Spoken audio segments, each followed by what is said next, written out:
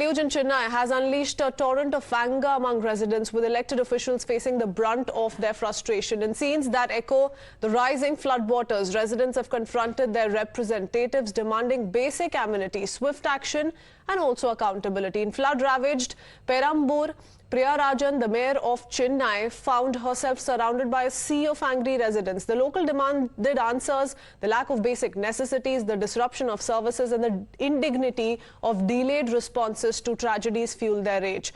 They also cried to the mayor in desperation and despair, questioning why Mrs. Ranjan ignored an area where she is an elected mayor.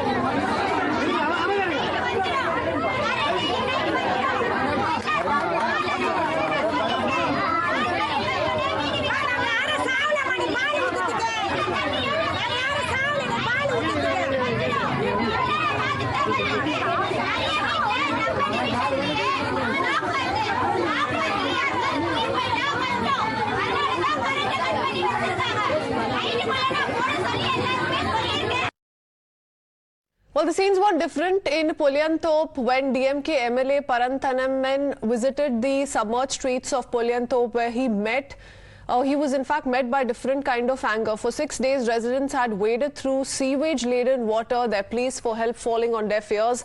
They rejected all sorts of aid given by the local MLA, saying they're self-reliant and they needed no help.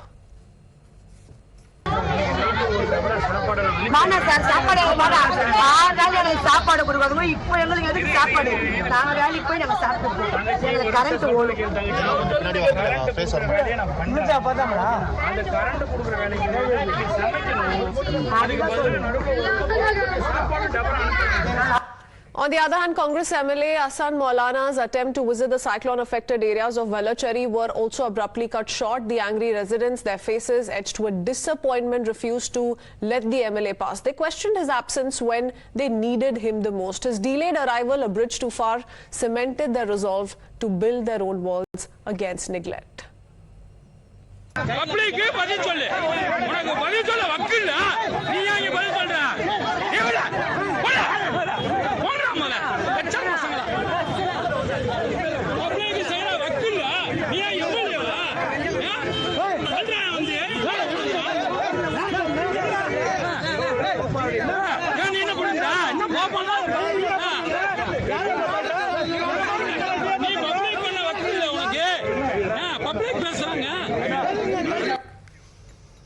So yes, that's the kind of anger that some of these sitting on powerful chairs have been able to face the last few hours itself. None of the netas were spared by the tormented flood victims. For 6 days, they claim no elected representative visited or offered them any help. And when they did, netas were confronted over their apathy and callous attitude. Another such confrontation was encountered by the Chief Secretary as well.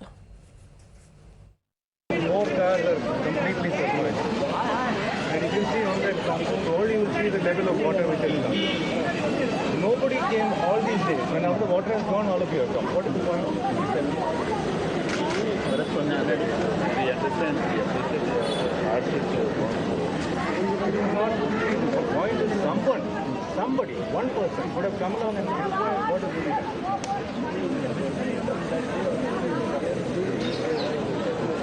Of course, they said till 4 a.m. in the morning. I think at 4 a.m. we were all here. I didn't see a single soul.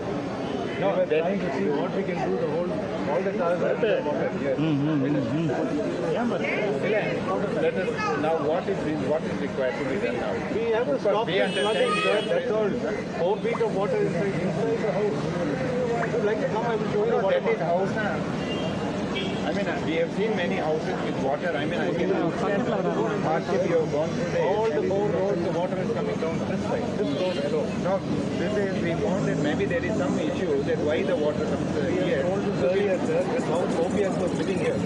At that point, water came in, 2 inches.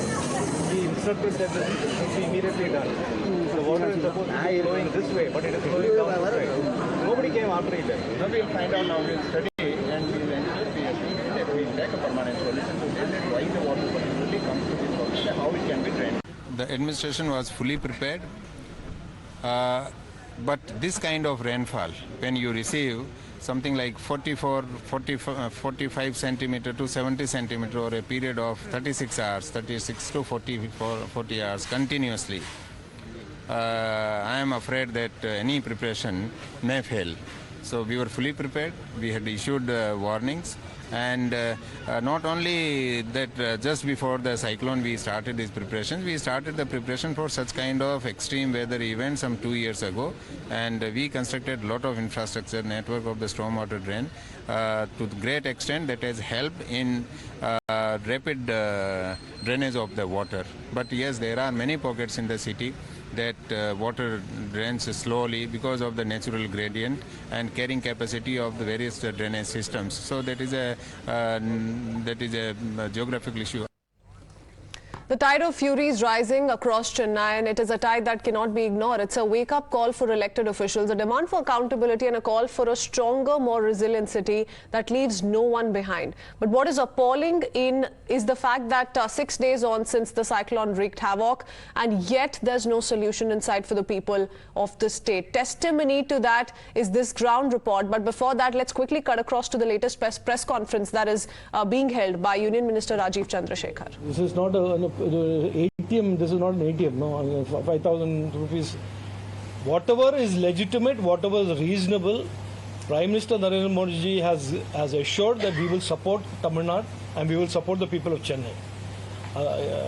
We will let the process. These were converted as housing units in many places. That was also cited as a main reason for this, flood affecting people. So, whether the union government will consider about a stringent law to prevent in future this type of consumption? I don't want to talk about what laws we will create, but I can certainly say it is time for people and the enlightened people of Chennai to ask themselves why repeatedly this city is becoming increasingly more and more vulnerable to floods. Why so-called public representatives are not doing anything to make the city more flood-proof. The reason, today that is not my mission. My mission is to help the relief and rehabilitation. But certainly these questions are legitimate questions, and people should ask these questions and not forget about these questions. So that 5 years from now, 4 years from now, we don't get another repeat of this crisis. 17 people have died. And that is not a small number of people who die from a cyclone. So we should make sure that out of this, first priority is to protect everybody. Our next priority should be to make sure this is not repeated, for which Honorable Prime Minister has already sanctioned 500 plus crores to make sure that there is a whole long-term planning to make Chennai more flood-proof and more resilient towards these type of natural disasters. Sir, எண்ணூர்ல வந்துட்டு oil கடல்ல வந்து oil use பண்ணி சொல்லிட்டு அந்த மீனவர்கள் வந்து அந்த மீனெல்லாம் விற்க முடியலன்னு சொல்லிட்டு ரொம்ப பயங்கரமா வருத்தப்பட்டு இருக்காங்க. அதுக்கு ஏதாவது தீர்வு இருக்காங்க? அந்த குறிப்பிட்ட அந்த நிறுவனத்தை திங்கட்கிழமை என்று நாம் பார்ப்பதாக சொல்லியிருக்கிறோம். அதனுடைய காரணம் என்ன, எதனால் கலந்தது, அதனால் ஏதேனும் தீங்கு விளையுமா, அப்படி தீங்கு விளைந்தால் அதை நாம் என்ன செய்வோம் என்று பேசி அதற்கு ஒரு முடிவு எட்டுவோம் என்று சொல்லப்போம்.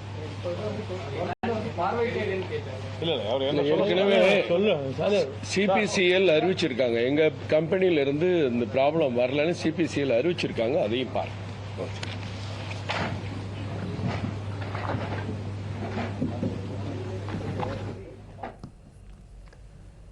So that's the kind of reaction coming in from the BJP, of course, holding the ruling DMK accountable to an extent. But we've seen satellite images, we've seen the anger on ground. The situation is getting no easier. Neha has been reporting non-stop from ground zero to take you through some of these very worrying circumstances that continue to surround the people of Tamil Nadu.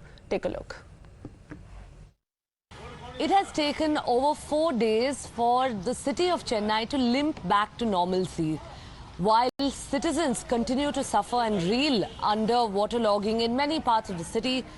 A very important sector of business and economy that happens to be the MSMEs, the smaller industries, have also taken a massive hit owing to Cyclone Michaung's impact.